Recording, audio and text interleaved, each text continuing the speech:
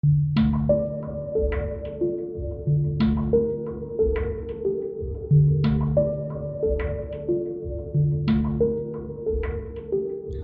to the Underclass Podcast with Austin Picard. I'm an independent researcher who can't stomach being lied to on a daily basis by the mainstream media. While we live in a fracturing society, launched into parallel realities, falling perfectly onto the two sides of the political spectrum, I remain in the underclass. This week's episode is a departure from the average conversation, as we question the orthodoxy of a New Age religion and step out onto the ledge of pure speculation, exploring the wild theories undeniably interwoven in the public consciousness. It's time to have a bit of fun, exploring the profound circumstantial evidence pointing to a potential fake alien invasion and the fulfilling of a manufactured crisis paired seamlessly with sophisticated socially engineered prophecy. In pointing out the interlocking presence of secret government programs and deceptive predictive programming techniques running perfectly in parallel with the government-sponsored Disclosure Project, how can we remain so naive to the enhanced four-dimensional methods deployed by our controlling elites? Let's first set the stage, tracing back the popularization of the concept of UFOs in the modern era. The defining event, when the idea of an alien invasion was basically introduced into the public consciousness, as Orson Welles directed and narrated an adaptation of the H.G. Wells novel, The War of the Worlds, broadcast live at 8 o'clock Eastern Time on October 30th, 1938, over the CBS radio network.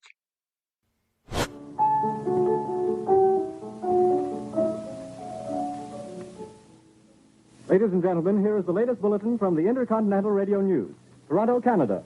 Professor Morse of Macmillan University reports observing a total of 3 explosions on the planet Mars between the hours of 7:45 p.m. and 9:20 p.m. Eastern Standard Time. This confirms earlier reports received from American observatories. Now, nearer home, comes a special bulletin from Trenton, New Jersey. It is reported that at 8:50 p.m. a huge flaming object, believed to be a meteorite, fell on a farm in the neighborhood of Grover's Mill, New Jersey, 22 miles from Trenton. The flash in the sky was visible within a radius of several hundred miles, and the noise of the impact was heard as far north as Elizabeth. Orson Welles' War of the Worlds. Never before had a radio broadcast provoked such outrage or such chaos. Upwards of 1 million people convinced, if only briefly, that the United States was being laid waste by alien invaders, and a nation left to wonder how they possibly could have been so gullible. By 8:15 Eastern Time, telephones were ringing madly all across the country as concerned Americans tried to determine the whereabouts of relatives, warn friends and acquaintances, and most of all, corroborate what they were hearing. A what? Wait a minute. For the next several hours, newspapers, radio stations, and police precincts from coast to coast Ma'am, we don't know anything would be about it. swamped with calls. Well, I can't help that, ma'am. We just don't know anything about it. Well, did I say something about a quiet Sunday evening? What's going on? Soon, strange bulletins began coming in over the press service wires. In Bergenfield, New Jersey, just north of Grover's Mill, some 20 families turned up at a police station with all of their household possessions piled into their cars. In Indianapolis, a woman rushed to the pulpit in a Methodist church, shouting that the end of the world had come. And in Washington State, a spectacularly ill-timed power failure plunged the small town of Concrete into darkness and sent terrified residents fleeing into the mountains. The battle which took place tonight at Grover Mills has ended in one of the most startling defeats ever suffered by an army in modern times. 7,000 men armed with rifles and machine guns pitted against the single fighting machine of the invaders from Mars. 120 known survivors. Here's a special bullet from New York. Well, my wife, she came in, my wife just wringing her hands and wailing away, her eyeballs about to pop out onto her lap, going, "What is it? What is it? What could it be? Is it the Germans?" Well, she hadn't heard the word Martians, but I had. There's a brief statement informing us that the charred body of Carl Phillips has been identified in a Trenton hospital. Now here's another bulletin. We think that we're really smart, but if there's a cue out there that could possibly be dangerous, we're going to react to it protectively, autonomically, instinctively, fear first, and reason and facts second.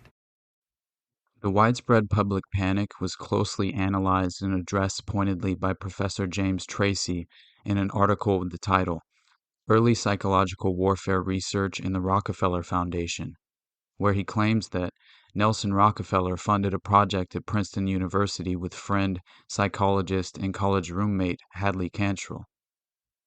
According to the article, the Rockefeller Foundation directly financed a grant for a 2-year charter of the Princeton Radio Project. There, Cantrell proceeded to develop studies assessing radio's effects on audiences. In 1938, Cantrell also became a founding editor of the Rockefeller Foundation-funded Public Opinion Quarterly, an organ closely associated with U.S. government's psychological warfare endeavors following World War II. Over the next several months after the broadcast, interviews with War of the Worlds listeners were collected and subsequently analyzed in Cantrell's 1939 study, The Invasion from Mars, a study in the psychology of panic. Pointing to the death of basic information on its formation and operation, the Foundation thereafter developed an even more concerted interest in understanding public opinion during wartime. The war in Europe, the Foundation's 1939 report asserted, has given this country an unusual opportunity for studying the development of public opinion, the changes which opinion undergoes under varying conditions, and the reasons for change. Immediately after the explosive end to World War II, the American government covertly trafficked thousands of prominent Nazis and members of the SS into the U.S., placing many in powerful leadership positions at prestigious American institutions. By June 24, 1947, the first official report of a UFO sighting was publicly documented, leading to nationwide coverage resulting in a social phenomena lasting until around July 10th, when the mass reports of UFO sightings basically began to subside. It's been dubbed the 1947 flying disc craze, and the original June 24th report has been attributed to a man by the name of Kenneth Albert Arnold, who would later in 1962 win the Republican nomination for lieutenant governor of Idaho, although he lost in the general election. Kenneth Albert Arnold claimed to have seen a string of 9 shiny unidentified flying objects, leading the press to coin the popular descriptive term, flying saucer. The 32-year-old private pilot described his version of the story found at the Seattle Times. It was a beautiful day, just as clear as a bell, Arnold said. He was flying from Chehalis to Yakima and decided to spend an hour or so searching for a downed C-46 Marine transport that had crashed into the southwest side of Mount Rainier. There was a $5,000 reward for finding it. It was at 3 p.m., he remembered, when a very bright flash lit up the plane and the sky around me. At first, Arnold thought it was the sun reflecting off another plane. But the flash happened again, and that's when I saw where it was coming from. It came spasmodically from a chain of 9 circular-type aircraft way up from the vicinity of Mount Rainier, said Arnold. I could not find any tails on these things. They didn't leave a jet trail behind them. I judged their size to be at least 100 feet in wingspan. I thought it was a new type of missile. His plane had a big sweep, 24-hour clock on the instrument panel. Arnold measured that the craft covered the distance between Mount Rainier and Mount Adams in 1 minute 42 seconds. That figured out to something like 1,760 miles an hour, which I could hardly believe. I knew that figure couldn't be entirely accurate, but I'd say it was within a couple of 100 miles accurate, he said. From Yakima, Arnold then flew to an air show in Pendleton, Oregon. The next day, on June 25th, he stopped by the local newspaper, the East Oregonian. He wanted to know if the military had been testing secret warplanes in the area. He ended up talking to reporter Bill Beckett, who in subsequent years remembered that Arnold came off as honest, level-headed, and credible, said a story in the East Oregonian. So Beckett wrote a brief story about what Arnold said he witnessed, but the brief also went out to the Associated Press, got picked up by numerous newspapers, and the furor began. For the first time, a mass media story and subsequent headlines used the term flying saucers. Many scholars have referred to this as the birth of a modern myth, and following Arnold's story, hundreds of similar reports flooded in from all over the world. A week later, on July 4th, an additional sighting by a United Airlines crew, Flight 105, spotted 9 disc-like objects over Idaho. 4 days after the Flight 105 sighting, Roswell Army Airfield issued a press release stating that they had recovered a flying disc. After quickly retracting the release, the Army stated that the crashed object was actually just a conventional weather balloon. This would come back into the center of much controversy by 1978, when former nuclear physicist Stanton Friedman was waiting in a Baton Rouge, Louisiana TV station for an interview when he was tipped off about a retired Air Force colonel living nearby who had once handled the wreckage of a UFO. He proceeded to interview retired Lieutenant Colonel Jesse Marcel, who helped administer Operation Crossroads, the 1946 atom bomb tests at the Bikini Atoll. During the interview, Marcel would reveal that the weather balloon had been a cover story to divert public attention. Based on this, Marcel began to speculate that the debris might have been extraterrestrial in origin. Widespread theories triggered an internal investigation by the United States Air Force, who would publish a report in 1994 concluding that the crashed object was a top-secret nuclear test surveillance balloon from something called Project Mogul. Historian Catherine Olmsted describes these initial events as occurring at the beginning of the atomic age, during the first summer of the Cold War, when the United States top-secret Project Mogul had launched thousands of balloons carrying devices to listen for Soviet atomic tests. Marcel's story would later be corroborated by Brigadier General Thomas Dubose, who would also claim that the weather balloon was a cover story. However, more controversy would appear in regard to the allegation of alien bodies being found among the wreckage, which was claimed in a book published in 1980 called The Roswell Incident. Both Marcel and Dubose consistently denied the existence of bodies in all of their statements. This book would also provide the origin point of the unsubstantiated theory that an extraterrestrial craft was flying over the New Mexico desert to observe nuclear weapons activity when a lightning strike killed the alien crew, and that after discovering the crash, the U.S. government engaged in a cover-up. Although historian Catherine Olmsted would argue, when one of these top-secret Project Mogul surveillance balloons smashed into the sands of the New Mexico ranch, the military decided to hide the project's real purpose. According to the 1995 Roswell report, Air Force Declassification Officer Lieutenant James McAndrew concluded, when the civilians and personnel from Roswell AAF stumbled upon the highly classified project and collected the debris, no one at Roswell had a need to know about information concerning Mogul. This fact, along with the initial misidentification and subsequent rumors that the capture of a flying disc occurred, ultimately left many people with unanswered questions that have endured to this day. Project Sign, or Project Saucer, was the first official U.S. government study of unidentified flying objects established the very same year as the flying disc craze in 1947 and headquartered at Wright-Patterson Air Force Base just east of Dayton, Ohio. It was the precursor to Project Grudge in 1948, which was a short-lived project by the U.S. Air Force to investigate UFOs, formally ending in December of 1949, but reportedly continued in a minimal capacity until late 1999. Project Blue Book has become the most recognized code name for the systematic study of UFOs, being established by March 1952 with 2 stated goals, namely, to determine if UFOs were a threat to national security and to scientifically analyze UFO-related data.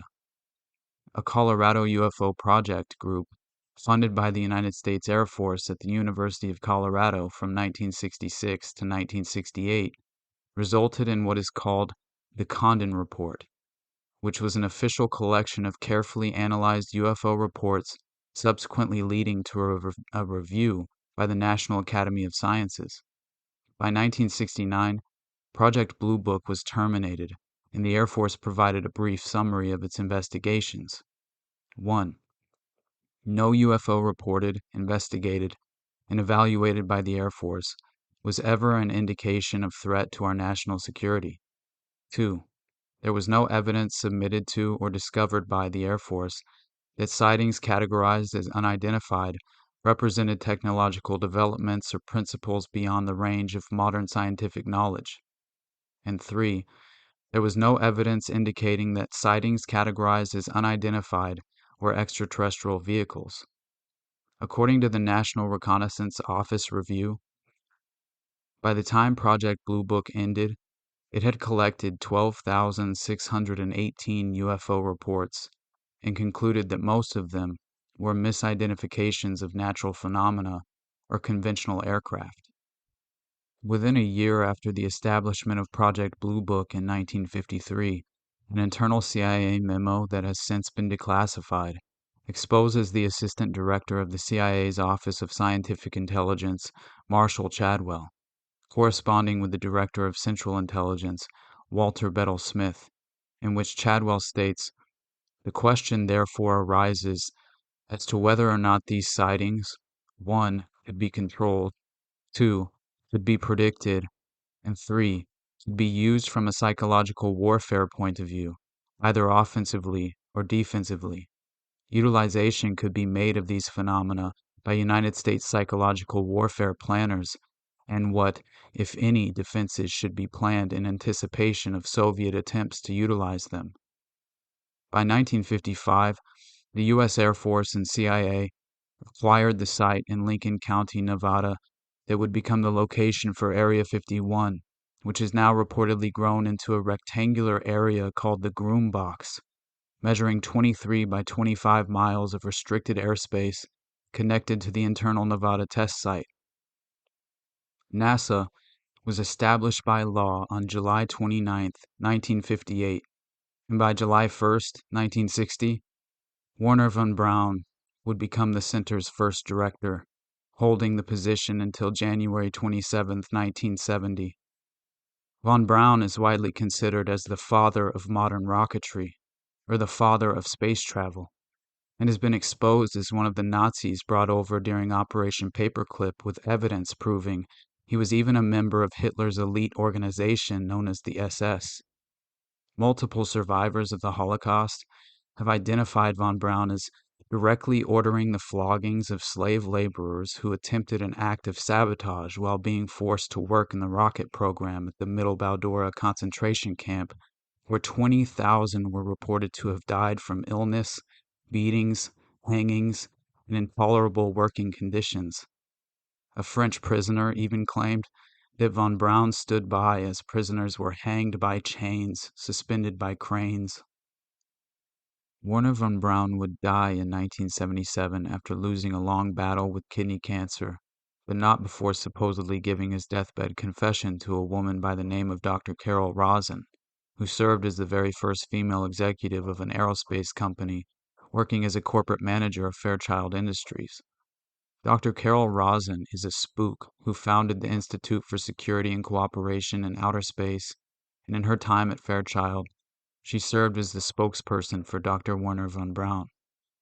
She would later join the Disclosure Project, which was founded in 1993 by Stephen Greer, with the stated goal to publicly disclose the government's alleged knowledge of UFOs, extraterrestrial intelligence, and advanced energy and propulsion systems. Greer describes the Disclosure Project as an effort to grant amnesty to government whistleblowers willing to violate their security oaths by sharing classified information about UFOs. However, the source of the project's funding would raise many eyebrows, providing another connection to the Rockefeller Foundation, causing a flashback to the psychological study into the War of the Worlds phenomena. According to the April 29, 2013 Citizens Hearing on Disclosure, Antonio Huneeus claimed that Lawrence Rockefeller backed many UFO-related projects in the period between the late 80s and 2000. But for the purposes of this hearing, we will concentrate on his political initiatives in these areas. Lawrence Rockefeller's first forays into ufology started sometime in the late 80s through Dr. Cecil B. Scott Jones, a parapsychologist and former U.S. Navy commander who had worked as naval attaché in Asia and at the Naval Scientific and Technical Intelligence Center. Between 1985 and 1991, Jones was special assistant to Senator Claiborne Pell, the powerful Rhode Island Democrat chairman of the Senate Foreign Relations Committee, who was deeply interested in parapsychology and who many of you met personally. Senator Pell was also friends with Lawrence Rockefeller, and both served on the board of the Human Potential Foundation, a small think tank launched in 1989 in Vienna, Virginia, by Jones to conduct research into all conditions of humankind, physiological, psychological, and spiritual. Many of the papers released by the White House's OSTP come from Scott Jones, who knew Dr. John Gibbons, a physicist who worked for many years as director of the Office of Technology Assessment for the U.S. Congress and was appointed in 1993 by the Clinton administration to direct the OSTP. What was the exact turning point of Lawrence Rockefeller's evolution from a general interest in consciousness studies into the specific area of UFOs and extraterrestrial intelligence is still unclear. But the end of the Cold War and the arrival in Washington of a younger generation represented by Bill and Hillary Clinton are key factors. He felt the time was ripe for a new and fresh approach into an area that had been previously dominated by a Cold War mentality. Rockefeller recruited for this effort a longtime associate, Henry L. Diamond, an environmental attorney from Washington, D.C., whose links to the family went all the way back to the 1960s when he worked with Lawrence in his conservation activities. Diamond also knew John Gibbons, and so he was the right person to make the first contact with the OSTP chief when he sent a memorandum on March 29, 1993, requesting a meeting, and I'm quoting now, the first paragraph. Lawrence S. Rockefeller, who is a leading U.S. conservationist, businessman, and philanthropist, is anxious to have a brief meeting with Dr. Gibbons to discuss the potential availability of government information about unidentified flying objects and extraterrestrial life. As one who has had a long-time interest in environmental and spiritual issues, Mr. Rockefeller, with other leading citizens, is planning to make an approach to President Clinton on this subject. According to an article with the title, "Why are the Rockefellers and the Jesuits guiding the UFO disclosure movement?" the author claims, the Rockefeller role in getting the disclosure ball rolling is something of an open secret among the disclosure people, the disclosuristas, as I call them. On Stephen Bassett's own Paradigm Research Group website, a specific Rockefeller effort referred to as the Rockefeller Initiative is openly touted. The same effort is also touted on Stephen Greer's Disclosure Project website as Project Starlight. This letter from the Project Starlight Coalition was the result of the historic Asilomar, California meeting that Dr. Greer organized and Lawrence Rockefeller paid for in June of 1995, just before Clinton's meeting with Rockefeller in August 1995. In May 2001, Stephen Greer brought together 20 senior military, retired Air Force, Federal Aviation Administration, and intelligence officers at the National Press Club in Washington, D.C., presiding over the public debut of the Disclosure Project, and in his words, the launch of the global disclosure movement. One of the biggest bombshells at that 2001 press conference was the testimony of Carol Rosin. Yes, the spook we mentioned earlier who served as the spokesperson for Warner von Braun. Good morning. My name is Carol Rosin. In 1974, after being a sixth grade school teacher, I was introduced to the late Dr. Werner von Braun in the U.S., the father of rocketry. In my first meeting with him, during that first 3.5 hours, he said to me, "Carol, you will stop the weaponization of space."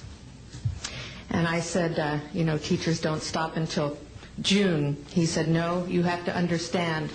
This is February, and we have to prevent the weaponization of space because there is a lie being told to everyone that the weaponization of space is now first being based upon the evil empire, the Russians.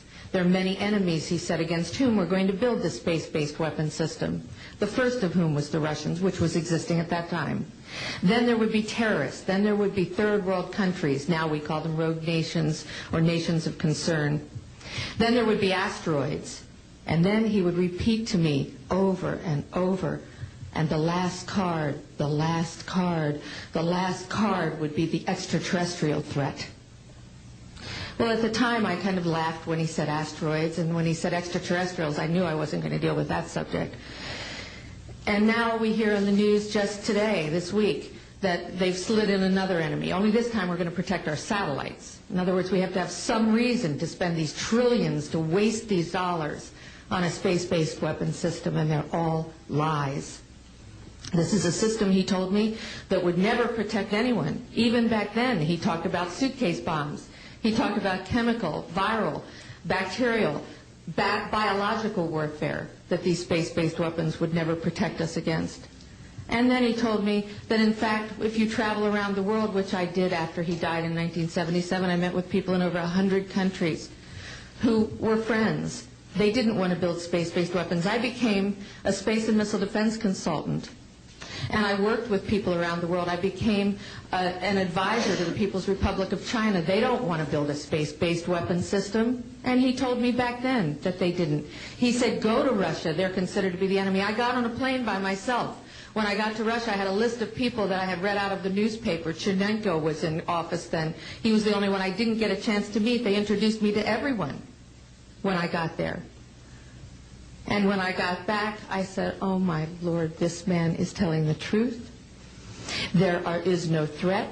And I've been waiting until this day for 27 years, and I'm expecting the spin to happen, because he also explained to me that as a military strategist, as a person who worked on the MX missile, which I did later, he said, you will find that there is going to be a spin to find some enemy against whom we have to build space-based weapons. And now we should expect the spin, because he said part of the formula for the intelligence community is if they might have a weapon, then we have to consider that they do have these weapons. So now they do have these weapons, so now we have to build these weapon systems. And that's the formula, except that it's all based on a lie. And we have witnesses here today that have shown you that these extraterrestrial beings, that these craft that have come here are now not UFOs, they're identified flying objects, and we know that they have beings in them.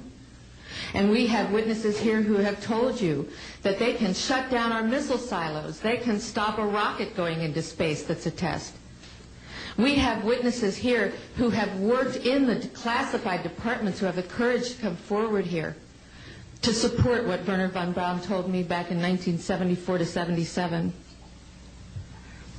And I will testify before the Congress that when I founded the Institute for Security and Cooperation in Outer Space, which I shut down a few years ago because I didn't believe we had a chance with this huge, integrated around the world, complex weapon system, that we had any chance at all of transforming that war industry into a space industry that could provide benefits, like Dr. Greer has said, of global warming. We can end that situation of that problem. We can end the energy crisis. We can build now non-polluting technologies. Wernher von Braun used to tell me that we could have cars back then that drove around off the ground. He described this to me on beams so that we have no pollution on this planet.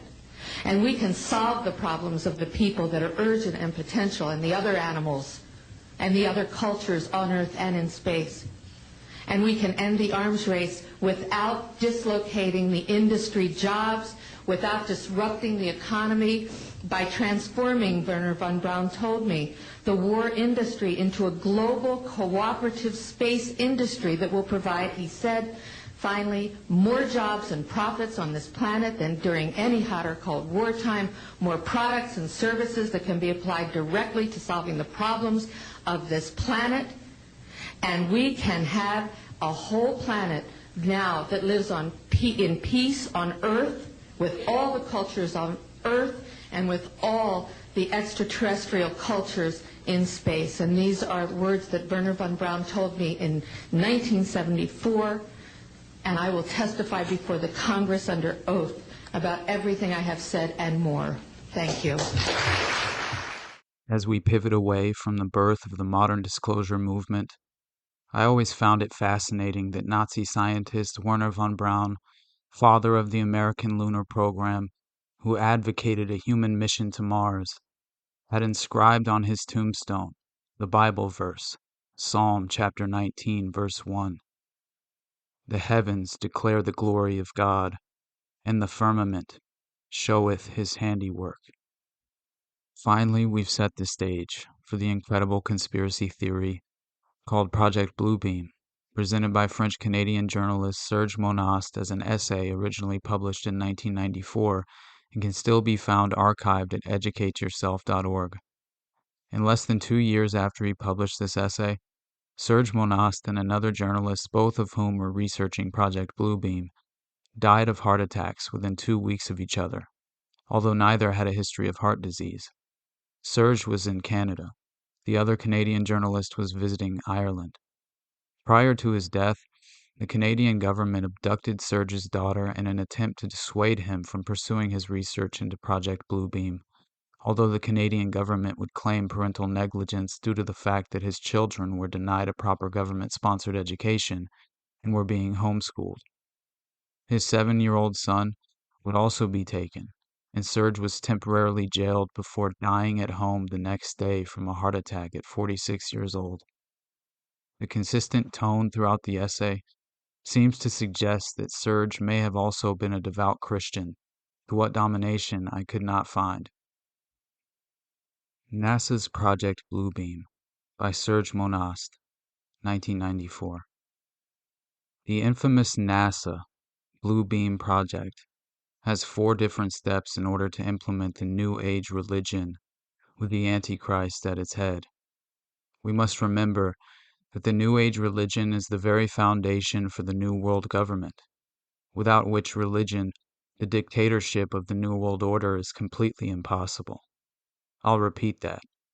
Without a universal belief in the New Age religion, the success of the New World Order will be impossible.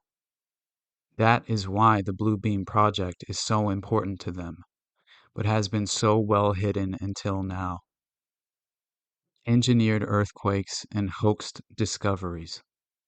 The first step in the NASA Bluebeam project concerns the breakdown of all archaeological knowledge. It deals with the setup with artificially created earthquakes at certain precise locations on the planet of supposedly new discoveries which will finally explain to all people the error of all fundamental religious doctrines. The falsification of this information will be used to make all nations believe that their religious doctrines have been misunderstood for centuries and misinterpreted. Psychological preparations for the first step have already been implemented with the film 2001: A Space Odyssey, the Star Trek series, and Independence Day, all of which deal with invasions from space and the coming together of all nations to repel the invaders. The last film's Jurassic Park deals with the theories of evolution and claim God's words are lies. Hoaxed discoveries. What is important to understand in the first step is that the earthquakes will hit at different parts of the world where scientific and archaeological teachings have indicated that arcane mysteries have been buried. By those types of earthquakes, it will be possible for scientists to rediscover those arcane mysteries, which will be used to discredit all fundamental religious doctrines. This is the first preparation for the plan for humanity, because what they want to do is destroy the beliefs of all Christians and Muslims on the planet. To do that, they need some false proof from the far past that will prove to all nations that their religions have all been misinterpreted and misunderstood. The big space show in the sky. The second step in the NASA Bluebeam project involves a gigantic space show with 3-dimensional optical holograms and sounds, laser projection of multiple holographic images to different parts of the world, each receiving a different image according to predominating regional national religious faith. This new God's voice will be speaking in all languages. In order to understand that, we must study various secret services research done in the last 25 years. The Soviets have perfected an advanced computer, even exported them and fed them with the minute physio-psychological particulars based on their studies of the anatomy and electromechanical composition of the human body, and the studies of the electrical, chemical, and biological properties of the human brain. These computers were fed as well with the languages of all human cultures and their meanings. The dialects of all cultures have been fed into the computers from satellite transmissions.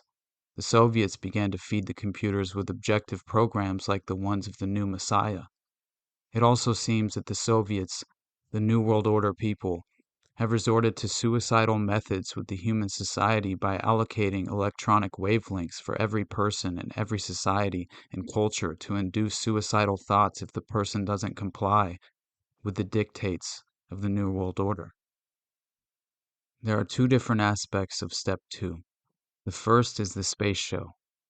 Where does the space show come from?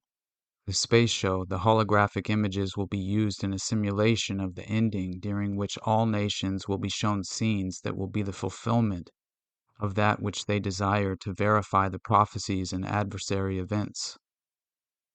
These will be projected from satellites onto the sodium layer about 60 miles above the Earth.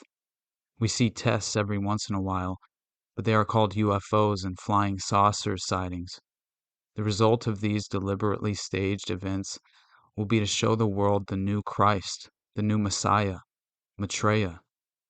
For the immediate implementation of the New World religion, enough truth will be foisted upon an unsuspecting world to hook them into the lie. Even the most learned will be deceived. The project has perfected the ability for some device, referred to as tractor beams by ufologists, to lift up an enormous number of people, as in a rapture, and whisk the entire group into a never-never land.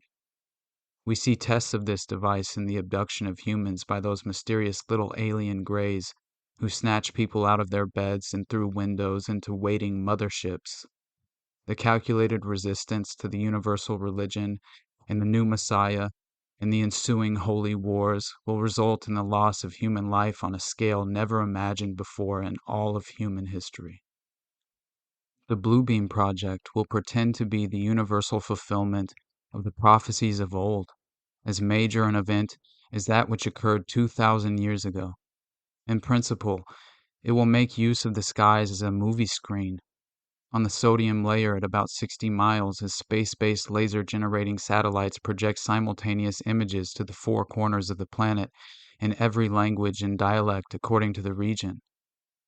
It deals with the religious aspect of the New World Order and its deception and seduction on a massive scale.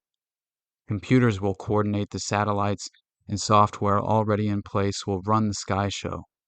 Holographic images are based on nearly identical signals combining to produce an image or hologram with deep perspective, which is equally applicable to acoustic ELF, VLF, and LF waves and optical phenomena. Specifically, the show will consist of multiple holographic images to different parts of the world, each receiving a different image according to the specific national, regional religion. Not a single area will be excluded, with computer animation and sounds appearing to emanate from the very depths of space. Astonished, ardent followers of the various creeds will witness their own returned messiahs in convincing, lifelike reality. Then the projections of Jesus, Muhammad, Buddha, Krishna, etc. will merge into one, after correct explanations of the mysteries and revelations will have been disclosed. This one God will in fact be the Antichrist, who will explain that the various scriptures have been misunderstood and misinterpreted, and that the religions of old are responsible for turning brother against brother, and nation against nation. Therefore, old religions must be abolished to make way for the new age, new world religion, representing the one God Antichrist they see before them. Naturally, this superbly staged falsification will result in dissolved social and religious disorder on a grand scale, each nation blaming the other for the deception, setting loose millions of programmed religious fanatics through demonic possession on a scale never witnessed before. In addition, this event will occur at a time of profound worldwide political anarchy and general tumult created by some worldwide catastrophe. The United Nations even now plans to use Beethoven's Song of Joy as the anthem for the introduction for the new age, one world religion. If we put this space show in parallel with the Star Wars program, we get this combination of electromagnetic radiation and hypnosis, which have also been the subject of intensive research.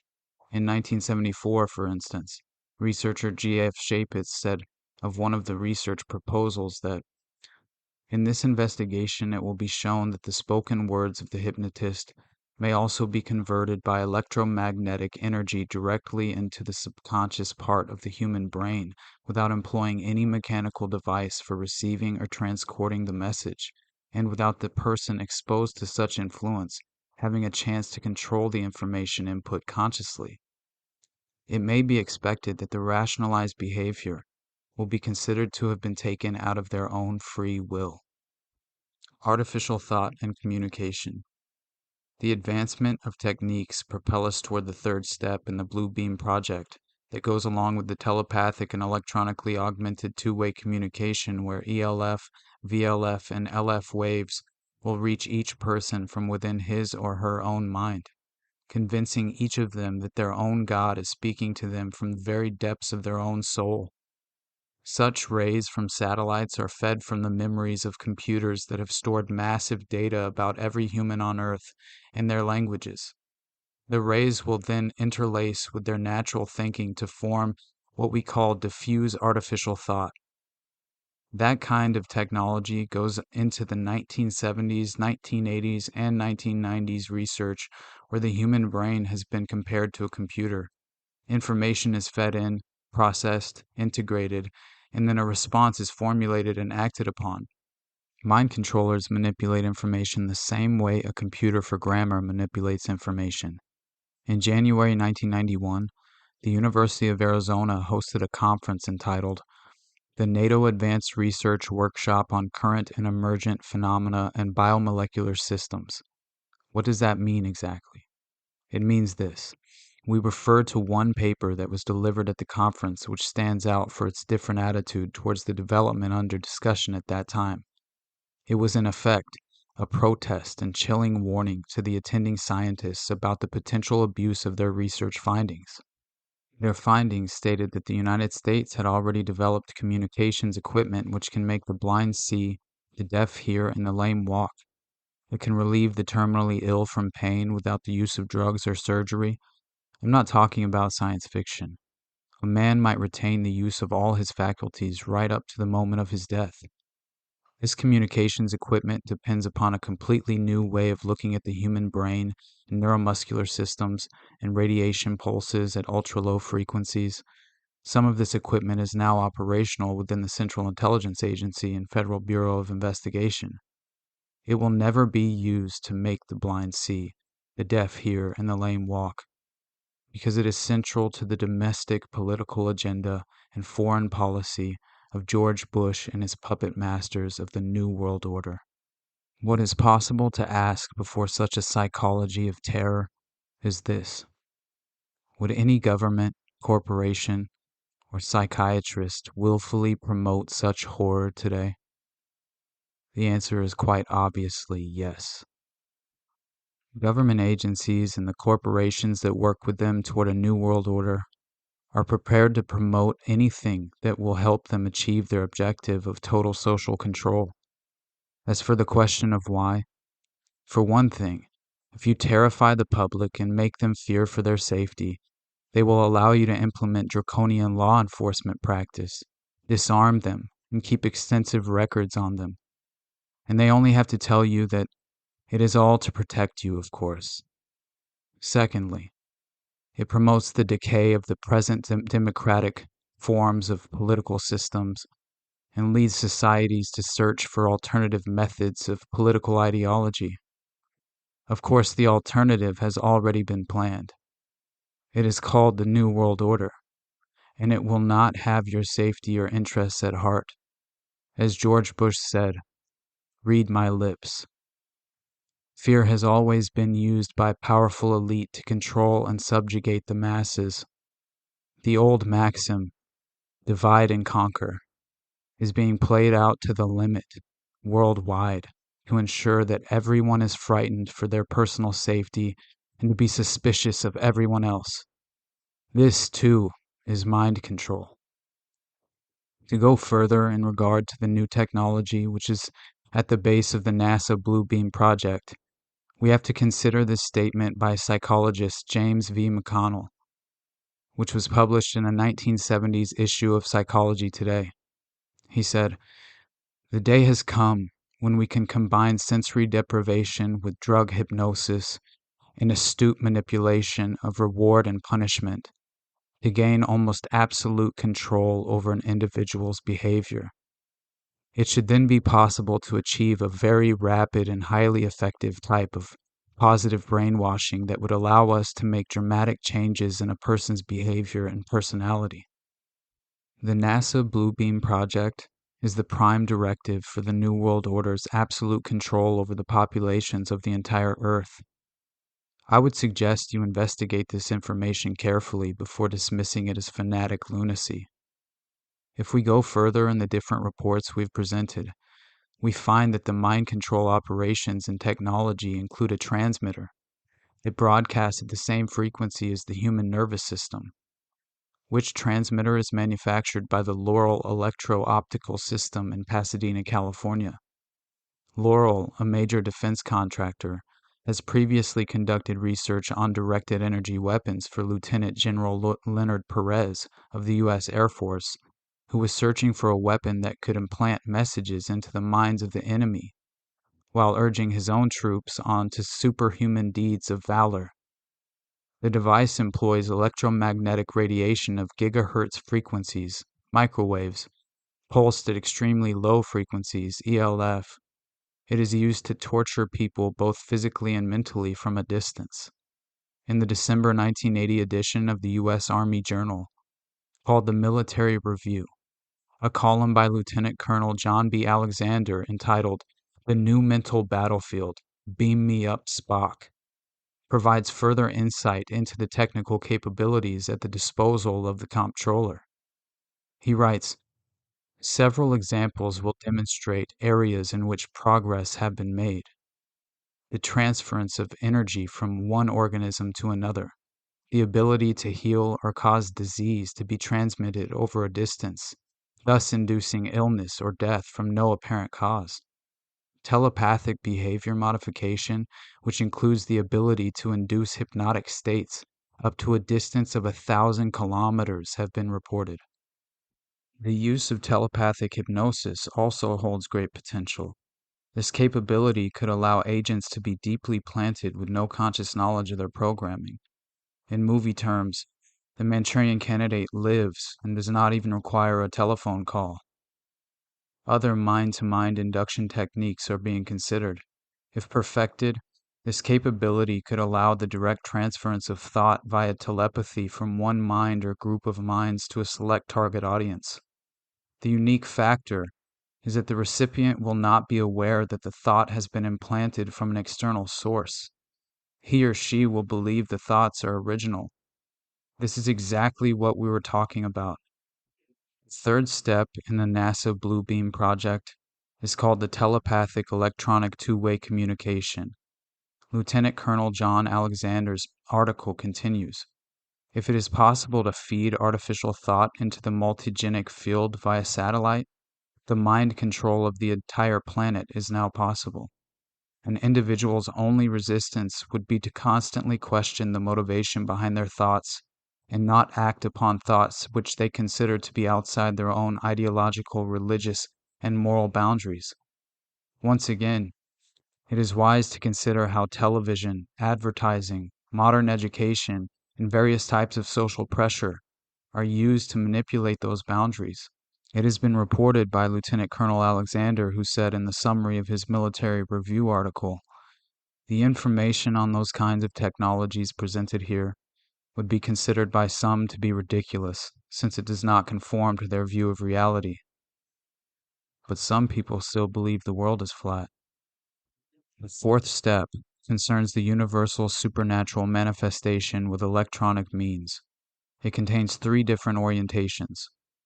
One is to make mankind believe that an alien off-world invasion is about to occur at every major city on Earth in order to provoke each major nation to use its nuclear weapons to strike back. This way, the United Nations Court will require that all those nations which launch nuclear weapons to disarm when the invasion is shown to have been false. And how will the United Nations know that the invasion was false? They will have staged it, of course. The second is to make the Christians believe that the rapture is going to occur, with the supposed divine intervention of an alien off-world civilization coming to rescue Earthlings from a savage and merciless demon. Its goal will be to dispose of all significant opposition to the implementation of the New World Order in one major stroke, actually within hours of the beginning of the Sky Show. The third orientation, in the fourth step, is a mixture of electronic and supernatural forces. The waves used at that time will allow supernatural forces to travel through optical fibers, coaxial cables, electrical and phone lines in order to penetrate to everyone at once through major appliances. Embedded chips will already be in place. The goal of this deals with global satanic ghosts projected all around the world in order to push all populations to the edge of hysteria and madness, to drown them into a wave of suicide, murder, and permanent psychological disorders. After the night of the 1,000 stars, worldwide populations will be ready for the new Messiah to reestablish order and peace at any cost, even at the cost of abdication of freedom. Monast ends his essay by explaining that the phasing out of cash into a digital monetary system is absolutely essential in order to force the people to inevitably accept a new version of communism. His final statement reads, "The new technology is designed and built to track down and control people everywhere. This technology is being manufactured for a specific purpose, and to refuse to see and recognize that purpose, which is to enslave the entire populations of the world, is to deny the emergence of the Antichrist and the establishment of the New World Order religion and government. If you cannot see, if you cannot learn, if you cannot understand, then you and your family and friends will succumb to the fires of the crematoria that have been built in every state and every major city on earth, built to deal with you. No one is safe in a totalitarian police state."